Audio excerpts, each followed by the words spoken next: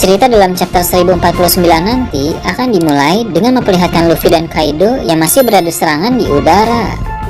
Seperti yang kita tahu dari chapter lalu, Luffy menggunakan teknik bernama Gomu Gomu no Bajrangan, sedangkan Kaido menggunakan teknik yang disebut Rising Dragon Blazing Bagua. Baik teknik yang dipakai oleh Luffy maupun teknik yang digunakan oleh Kaido sama-sama merupakan serangan tingkat tinggi, sehingga ketika mereka bentrok, maka dampak yang terjadi pun tidak main-main. Terlihat ada ledakan dari bentrokan tersebut, serta ada pula petir-petir hitam yang menandakan keduanya mengeluarkan haki dalam jumlah besar. Dalam chapter yang akan datang nanti, dampak dari adu serangan Luffy dan Kaido akan semakin besar. Bahkan akan ada suara ledakan dahsyat dari bentrokan mereka, serta langit terbelah dan keadaan laut menjadi sangat kacau. Ledakan besar tersebut akan terdengar dan bahkan terlihat dari ibu kota bunga, sehingga akan membuat para warga bertanya-tanya apa sebenarnya yang sedang terjadi, mengingat para warga tidak tahu tentang perang Onigashima. Ledakan besar akibat adu serangan Luffy dan Kaido juga akan membuat beberapa orang bereaksi, termasuk orang-orang di pulau Onigashima yang akan merasakan dampak getaran dan hempasan dari bentrokan tersebut. Kita mungkin akan melihat beberapa kru bajak laut topi jerami, juga Kid, Law, para samurai, dan agen CP0. Di lautan juga akan terlihat ada anak-anak Bimam di atas kapal yang bereaksi akibat ledakan tersebut.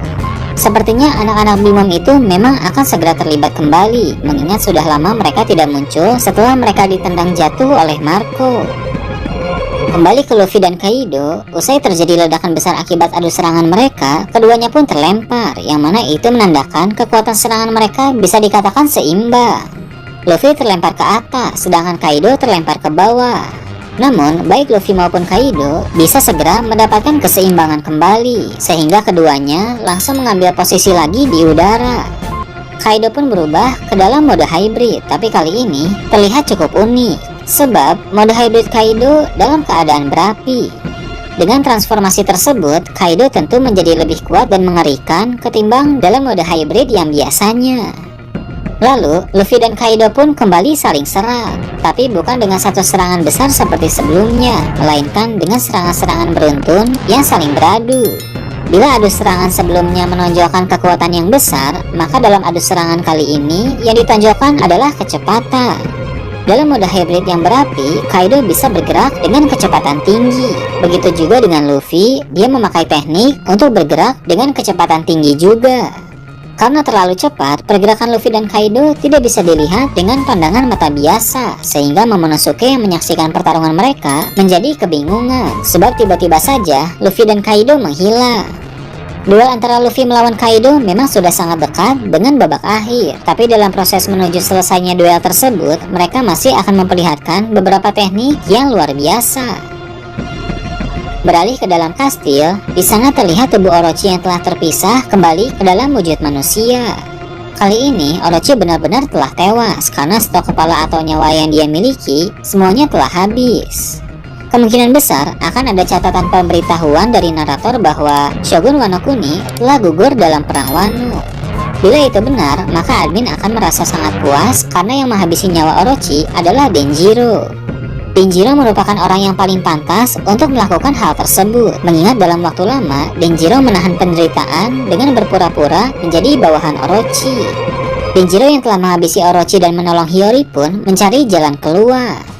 Hiyori berterima kasih kepada Denjiro, dan Denjiro akan merespon dengan berkata bahwa membunuh Orochi serta menolong Hiyori sudah merupakan suatu kewajiban. Saat mereka sedang dalam perjalanan mencari jalan keluar, mereka akan teringat kembali masa lalu, sehingga cerita kilas balik singkat pun akan segera dimulai. Kilas balik singkat kali ini mungkin akan berfokus pada Denjiro dan Hiyori. Setelah itu, cerita beralih ke tempat yang cukup jauh dari Wano Kuni, yaitu markas besar Angkatan Laut. Di sana terlihat ada kapal-kapal Angkatan Laut yang bersiap untuk berangkat ke suatu tempat. Para personil Angkatan Laut tampak sibuk menaiki kapal-kapal di sana. Ada cukup banyak Vice Admiral yang juga sedang melakukan persiapan. Sementara itu, di dalam kantor Akainu terlihat ada Akainu dan Kizaru yang sedang berbicara. Akainu bilang bahwa dia sebenarnya tidak ingin Angkatan Laut terlibat dalam konflik Wano Kuni, sebab Wano Kuni bukan negeri yang berafiliasi dengan pemerintah dunia, dan akhir-akhir ini Angkatan Laut juga punya banyak kesibukan. Namun, perintah dari Gorosei tidak bisa ditolak. Walaupun Akainu kesal kepada mereka, tapi Akainu tetap memahami bahwa sebagai Fleet Admiral, dia punya kewajiban untuk mengikuti perintah Gorosei. Gorosei meminta kepada Akainu untuk mengirim armada angkatan laut ke Wano Kuni dengan tujuan menangkap atau menghabisi para bajak laut yang ada di sana. Selain itu, Angkatan Laut juga akan bertugas untuk mengawal pihak pemerintah dunia dan membuat Wano Kuni menjadi negeri yang dikontrol oleh pemerintah dunia. Untuk melakukan tugas besar tersebut, Akainu mengirim Kizaru untuk memimpin armada besar Angkatan Laut.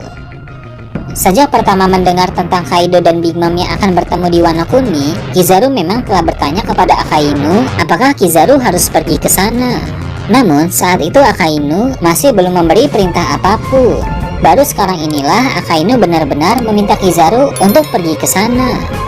Armada Angkatan Laut yang akan diberangkat ke Wano Kuni terdiri dari banyak sekali bawahan, beberapa Vice Admiral, serta Admiral Kizaru yang memimpin. Kembali ke Wano Kuni, di ibu kota bunga ada sosok misterius yang berada di antara para warga. Dia adalah Kozuki Toki yang ternyata masih hidup. Dalam cerita One Piece ada beberapa kasus di mana orang-orang yang dianggap mati ternyata masih hidup. Alasan mengapa Toki bisa bertahan karena 20 tahun yang lalu dia berubah pikiran. Toki yang awalnya sudah berniat untuk mati memilih untuk melompati waktu ke masa depan, tentu dalam detail waktu yang berbeda dengan Momonosuke dan yang lain. Jadi mereka tidak pernah bertemu. Toki melakukan itu karena dia sangat ingin untuk bisa bertemu dengan anak-anaknya serta untuk bisa melihat Wano Kuni yang kembali dikuasai oleh keluarga Kozuki. Setelah pertempuran selesai, pasti akan ada momen mengharukan di mana Toki, Hiyori, dan Momonosuke kembali berkumpul lagi.